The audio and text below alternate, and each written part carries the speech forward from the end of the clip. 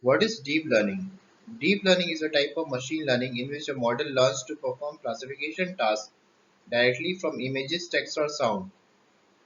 So basically, what is deep learning? It is a type of machine learning or a subset of machine learning in which a model learns to perform classification tasks directly from images, text, or sound. So we give input as images, text, and sound, and the model performs classification directly from that input.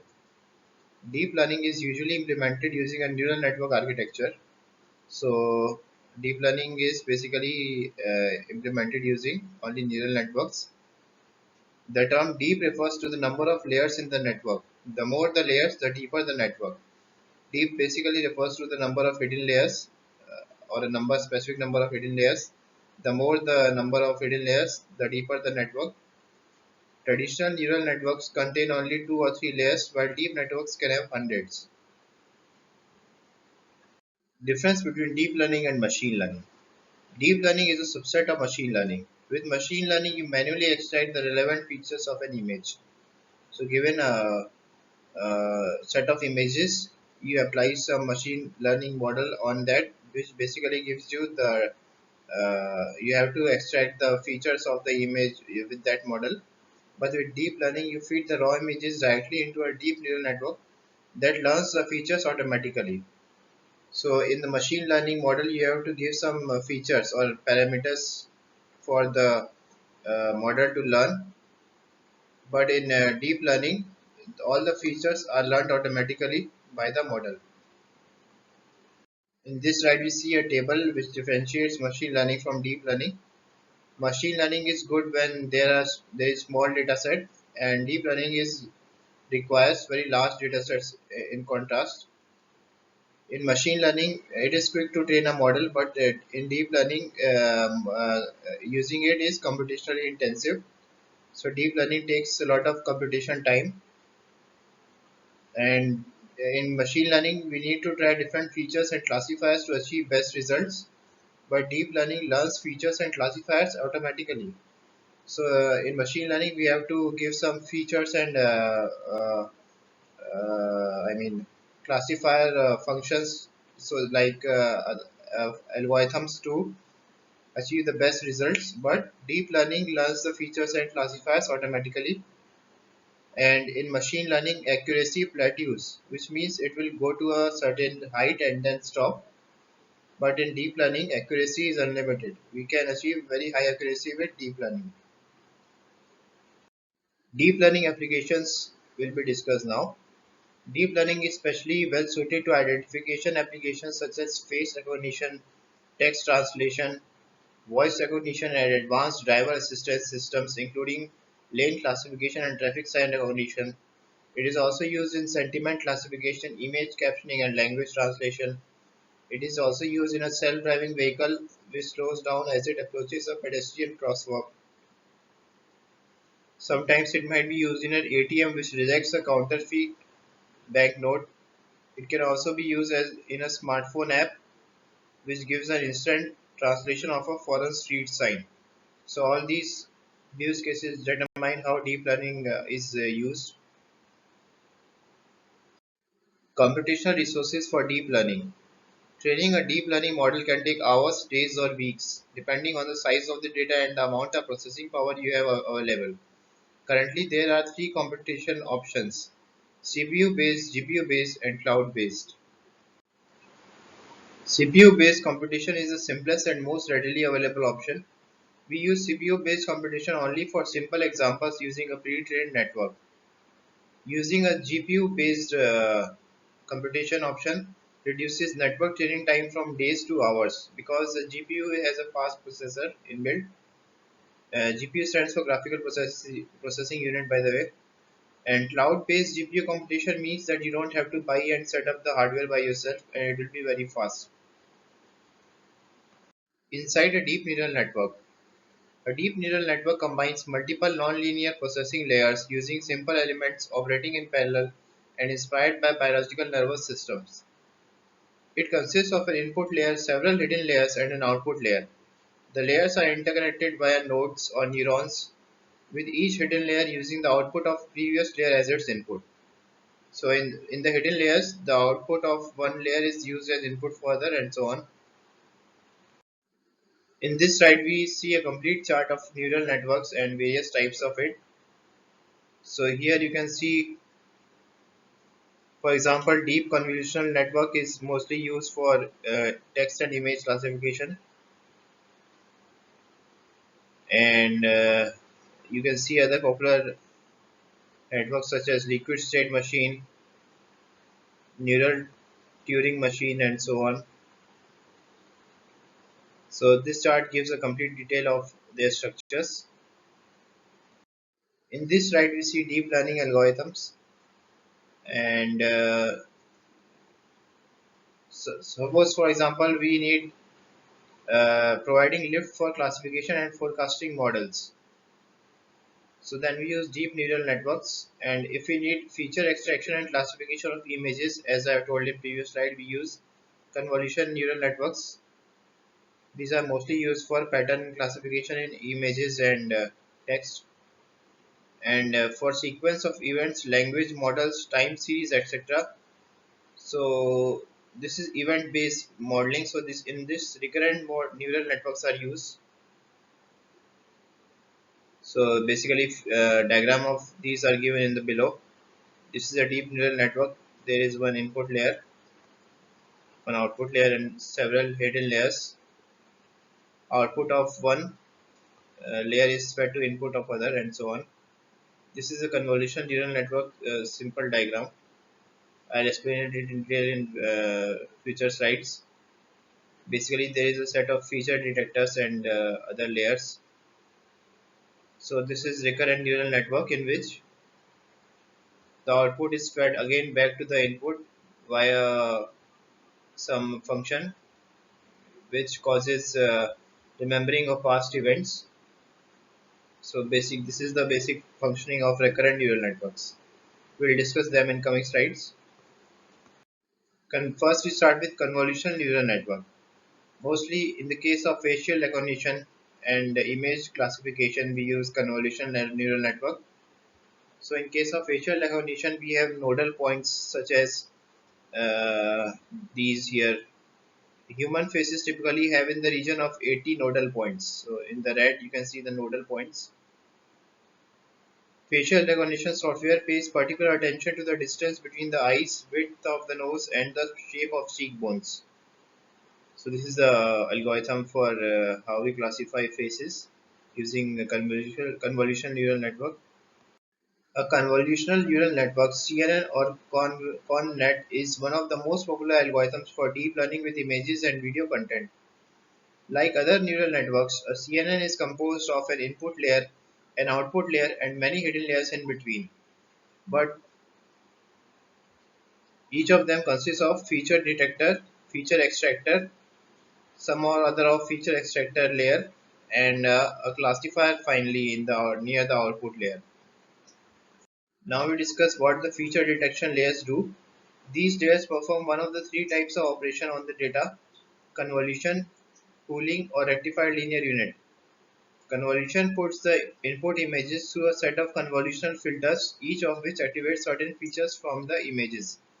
So suppose one of the filter is uh, getting a grayscale output from the image. So that will be a sort of filter that will produce a grayscale output from the particular image. Next type of convolutional filter can be, for example, sharpness producer for that particular grayscale image sample. So the sharpness sample can be obtained from that layer and so on. Finally, we'll get the required features in the final layer. And secondly, pooling simplifies the output by performing nonlinear downsampling, reducing the number of parameters that the network needs to learn about. So it basically reduces the number of parameters in the input pattern that the network needs to learn about. This is known as pooling.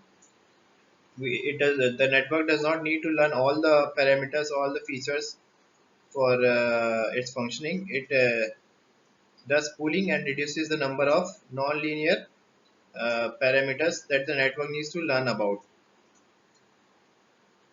So finally we have rectified linear unit, which allows for faster and more effective training by mapping negative values to zero and maintaining positive values. So basically, finally we do the ReLU, that is the type of activation which allows for faster and more effective training by mapping negative values to zero and maintaining positive values. So always positive values are maintained and negative values are transformed to zero. This helps in training time. After feature detection, we have the classification layers. The architecture of a CNN shifts to classification in classification layers. The next to last layer, I mean the layer just before the last layer, is a fully connected layer that outputs a vector of k dimensions, where k is the number of classes that the network will be able to predict. So next to last layer is a layer that produces a k dimension vector, where k is the number of classes that the network will be predicting. Classes in the sense, suppose for an image there is uh, a RGB value and grayscale brightness and so on, or maybe it has to classify in which classes. For example, we are given a set of wardrobe clothes. So suppose is it a sweater or is it a jerkin and so on. The final layer of the CNN architecture uses a softmax function to generate the classification output. So as we have discussed in a few slides before, few modules before, we use the softmax function for classification, and thus the final layer of the CNN uses a softmax function to generate the classification output. So this is shown here in this diagram below. So this is classification. We have the vehicle as car, truck, van or bicycle here. Finally, so finally you can see we use a softmax function here, and all the other feature detection functions are performed before that, like convolution, ReLU and pooling. And this is the input car or vehicle that we are giving to the model, and it is predicting which type of vehicle it is in finally here. So as I was discussing before, a convolution neural network has several layers, and suppose we are given an input of a set of images. The feature detection layers first will take the individual features out of that input. So first there will be edges taken out, then nose, eye will be taken out, then faces will be taken out. Finally this will be passed to the classification layer and output will be given. Recurrent neural networks. Now we move on to recurrent neural networks, or RNN. RNN algorithm is mostly used in natural language processing or NLP tasks. Best quality of RNN algorithm is that it has capacity of remembering things or past data.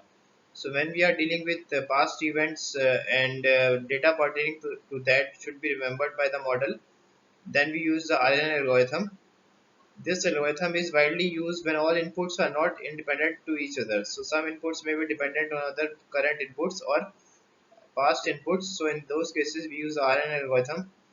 So the famous applications of RNN algorithm are text translation, speech recognition, and language modeling and generating text. Now we see the RNN model. Basically, it is a single layer of not exactly a single layer, maybe some few layers of neurons, and but the output is again fed back to the as input to those layers. So the resulting model would be a number of layers in which output of one is passed to the as input of one other. During this process the weights are getting updated, so this will go from h1, h2, h3 to hn. Now we move on to long short-term memory. The properties of long short-term memory are long-term dependencies, vanishing or exploding gradient, And in LSTM, we remember only important things from sequence data for a long time, not everything. So not everything is remembered, only important things are remembered in a long short-term memory model. Basically, it is a type of deep learning algorithm, LSTM. So the model is shown here. This will be discussed in detail in coming slides. Basically, this is the input and this is the output layer, and this is the main functioning there. So basic components will be discussed now. First is the LSTM memory cell, in which WC is equal to 1. This is the cell, and for these are all the cells CT, CT plus 1, T plus 2, and CT plus 2. So basically, what functions happen inside those memory cell? First one is forget, flush the memory. Second one is input, add to memory, and third one is output or get from memory. Basically, for past events, we need to sometimes remove the those past events from the memory, so we use the forget function. If we need to add more memory or make mark something to remember, we use the input function, and to get anything from the memory, we use the output function. Now we'll discuss LSTM output gate. So this is the LSTM output gate here. Basically, it is consisting of ht minus 1 and xt. Xt is the current input and w naught is the weight, and summation and sigmoid functions are performed and passed on to the this node x, where incoming another input from x is tangential activation function on current memory cell ct. So it is passed also to x, and both are combined, and the final output is ht. Now we discuss LSTM forget gate. This is termed as ft. For current input, we have xt into ht minus 1, and this is wf, forget weight, and these are similarly passed as a summation and sigmoid functions to this node x here. So this is the functioning of forget gate to forget few events, not important events, that is. So now we see the LSTM input gate here. So this is the input gate where a regular input is coming to this node x here. So here along with this input, there is one more input coming from here, which is a set of inputs for node ct here. So this is ht minus 1 and xt, and wc is the weight for that. So this is also passed to this. So this is coming from the memory, that is, and this is coming from the user. Both are combined, and along with the forget application, it is passed on to ct plus 1. So ct plus 1 will have its own output gate, and it will output its own values, and ct will output its own values. So in this way, the LSTM works.